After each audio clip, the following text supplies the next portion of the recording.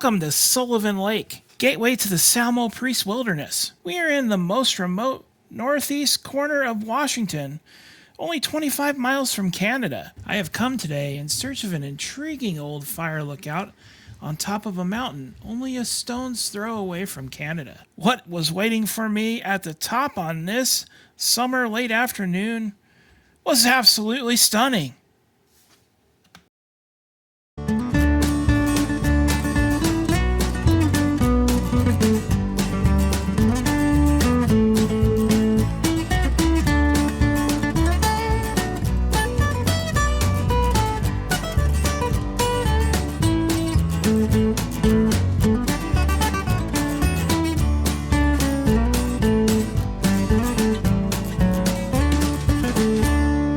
So it's a beautiful summer afternoon here in August of 2022, and we're on the south end of Sullivan Lake here, and one of the first things that you come across is this cool waterfall, so let's check it out. So down the road a little ways here, we got a nice waterfall coming off the side of the mountain. Pretty neat. You see up there, it looks like it's coming out from underneath of the snow. That's pretty wild. This is really cool.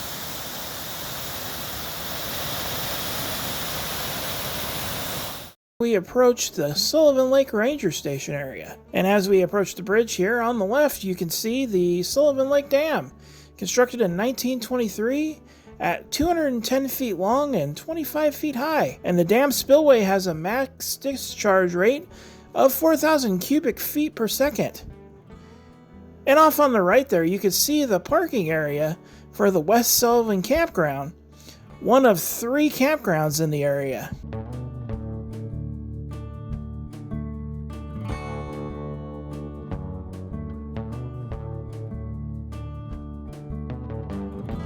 Here by the Smokey the Bear sign is the access road to the Sullivan Lake Airport. This is a rural airport that has a grass runway as you see here in the picture. It is 1,765 feet long and 150 feet wide and slopes uphill to the north. The runway itself is somewhat rough due to ground squirrels, but due to mitigation efforts by the USDA Wildlife Services and airport volunteer sponsors, they have been able to repair most of the holes in the runway. If you do fly here, you're able to camp next to the airport fence and use picnic tables on the west end. Keep in mind the airport is closed October 1st through the winter months and usually opens June 1st.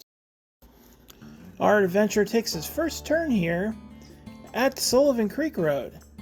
This is also known as National Forest Road 22 that goes up into the woods here.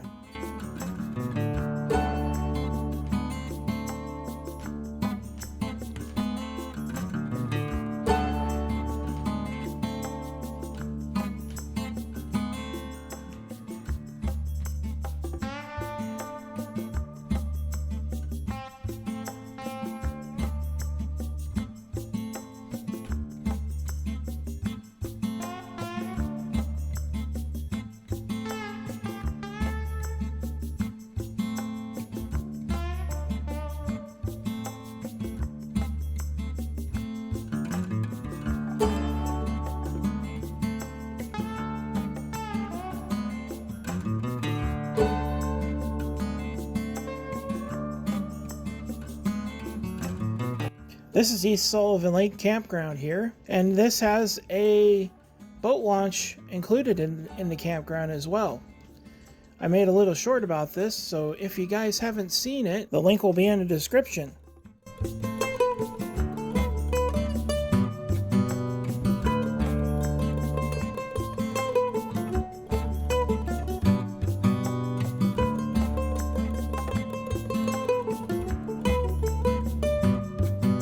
There are actually quite a few camp spots up here in the forest.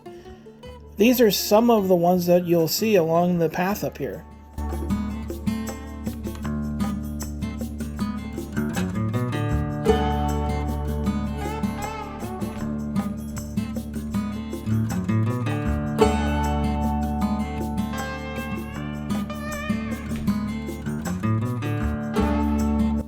We've come to a fork in the road. So if you guys go right from here, you'll go up over Pass Creek Pass, which is a beautiful drive.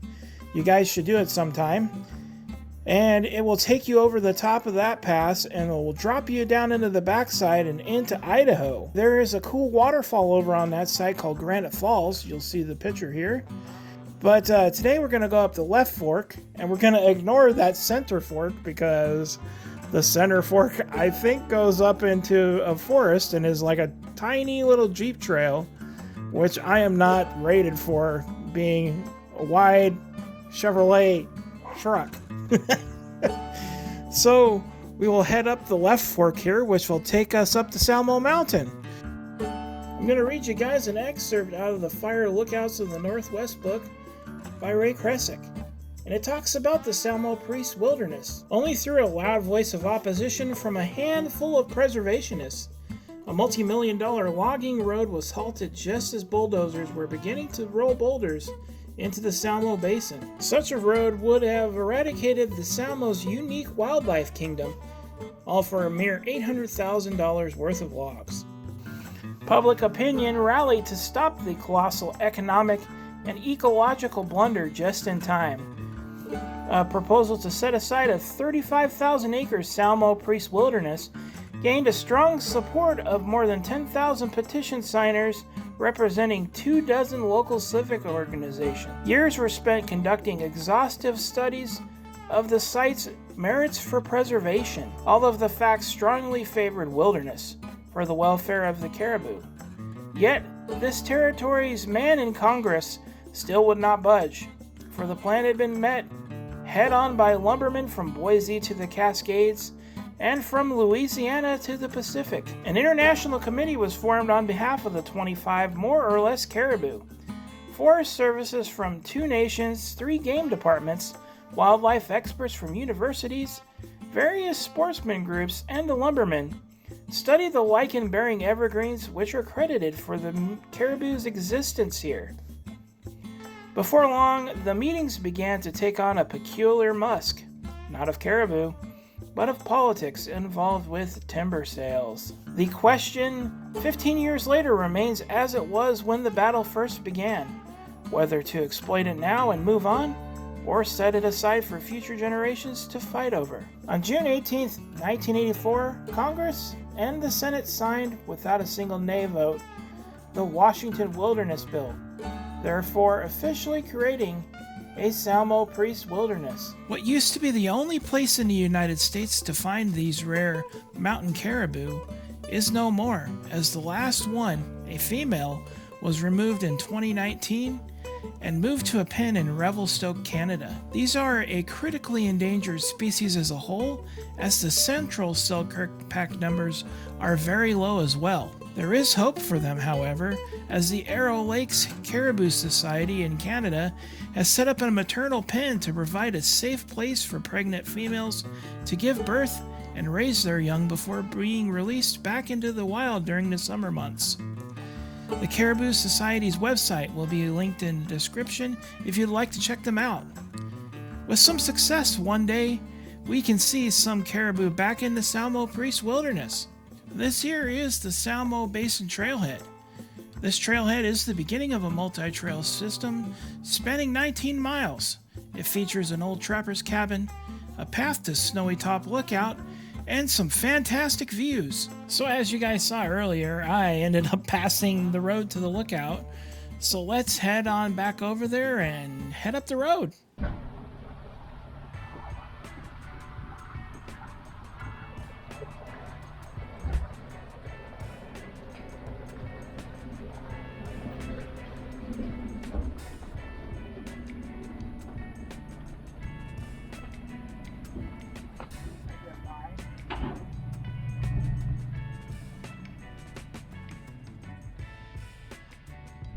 Think I can get by? I think, let me back up and pull over more. Okay.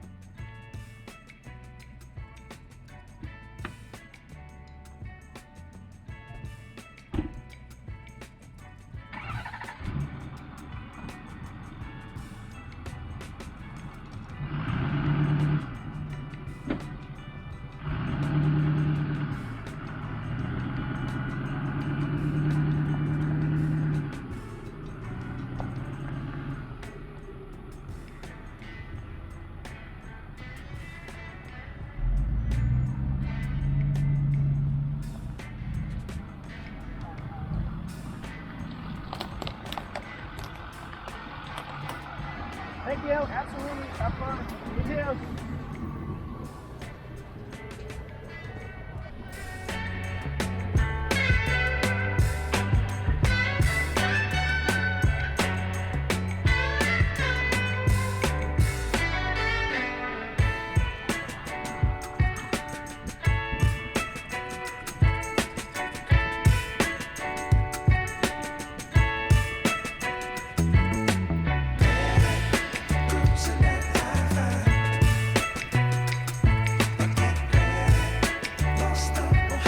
Oh, wow.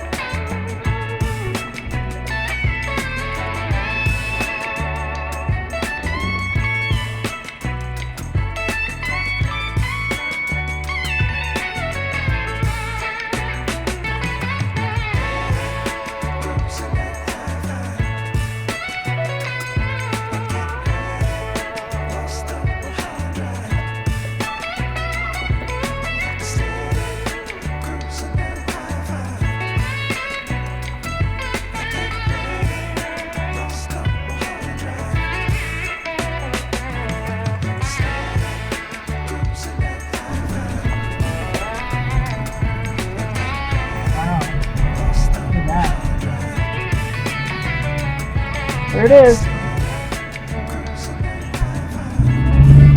That is so cool.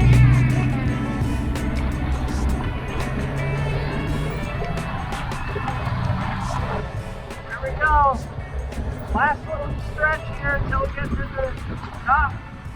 You can see it right there.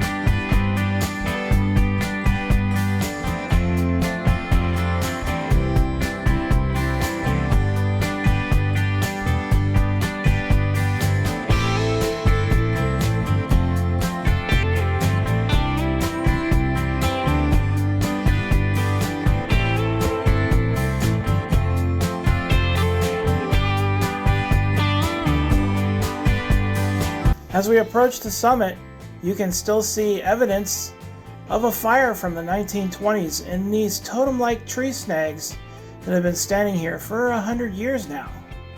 That's just amazing to think about.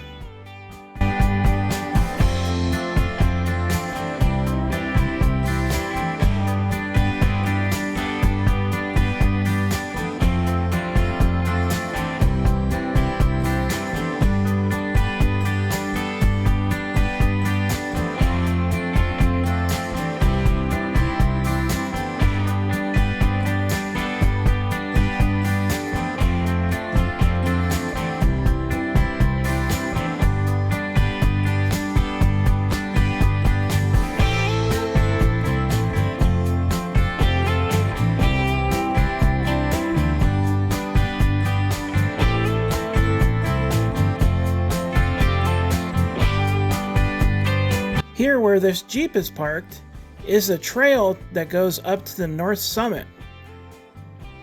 A lookout once stood on the north summit, first a crow's nest in the late 1920s, then a pole platform around 1930.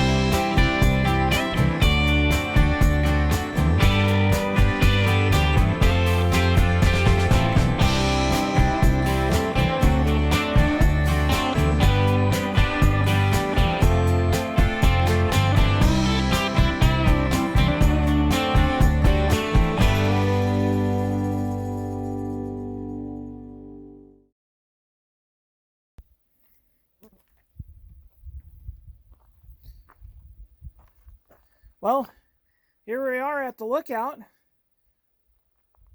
Looks pretty sweet. The views up here were impressive. I don't know if you guys saw those, but man, it's immaculate. Great trip up here.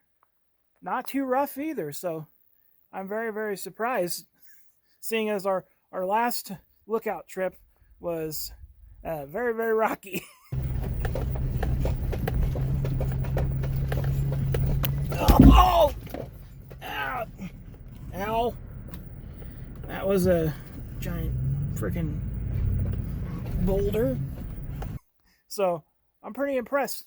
Well, let's go and take a look at the lookout here. The current tower, an R6 flat cab with catwalk on a 10-foot wooden tower, was built in 1964. There have been 3 other towers at the site. The first was a pole tower with a platform that was built in 1927.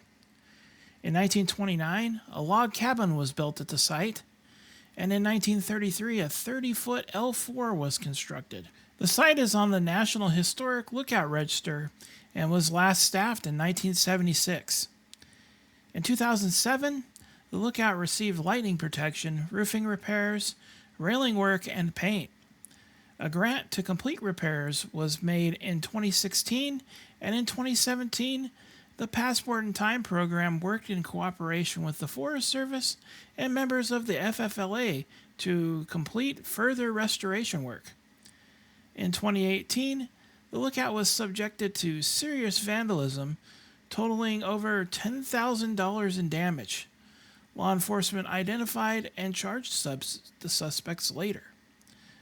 There has been further rumors that the lookout could be used again as a rental with the possibility of volunteer lookout duty, and according to a 2022 document from the Forest Service, improvements were approved to be done, including a new vault toilet at the site, but I have not been able to find any information on whether or not these have been completed at this time.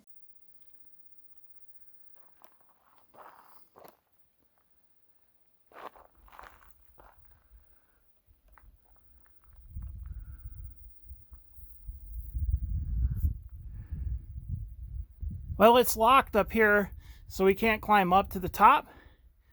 But just incredible views all the way around here. And we're dealing with some skeeters up here in high country.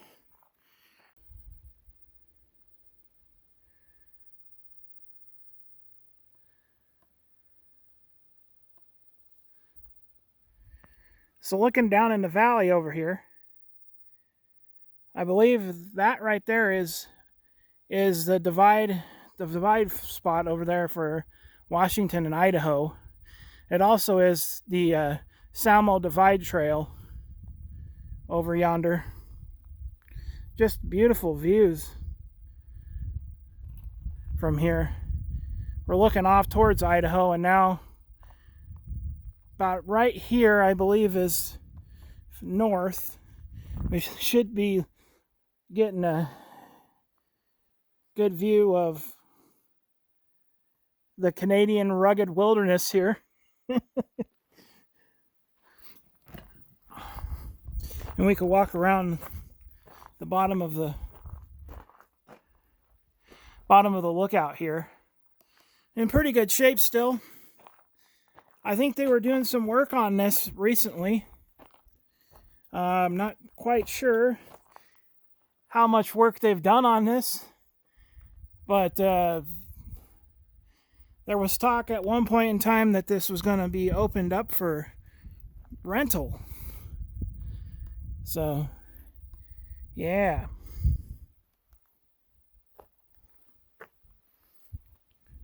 Just a beautiful view of everything over here. It's a nice, peaceful area. I'll walk back down the hill here and go across to this side and find a spot so I can check out this sunset. So I'm off on the other side of the tower over here. And just a beautiful view. Just everywhere up here, beautiful view. And across here, there's still some snow on this other mountain across from us. Take a look at that.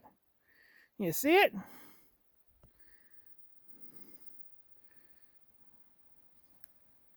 Yeah, look at that little dot of snow right there in that cup. Pretty neat. Just a beautiful late afternoon here up on the mountain. Man, it doesn't get any better than this, man. I tell you. Fantastic.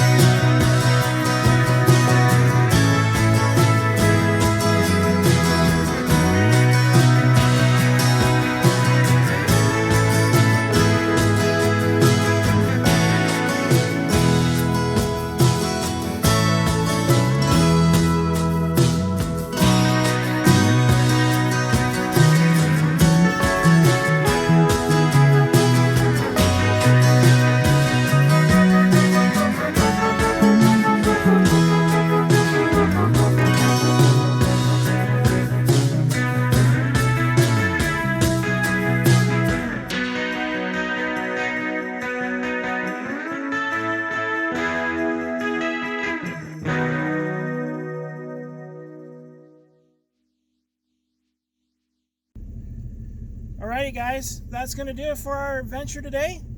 I hope you enjoyed this look at the Salmo Mountain Lookout and Sullivan Lake down there when we saw first.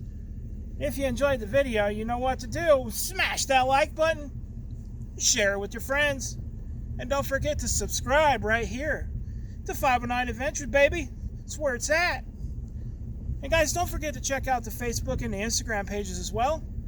I post a lot of stuff over there. You guys will see some inside behind the scenes looks at stuff on there. So go ahead and go check that out. And also, you guys might want to check out the merch store. The link will be in the description. You guys can get yourselves a nice fancy 509 Adventure shirt here, or one of these hats if you fancy. And there's also some more stuff on there too you guys should check out. Guys, you already know, adventure on, and I'll see you out here in the next one. Stay tuned.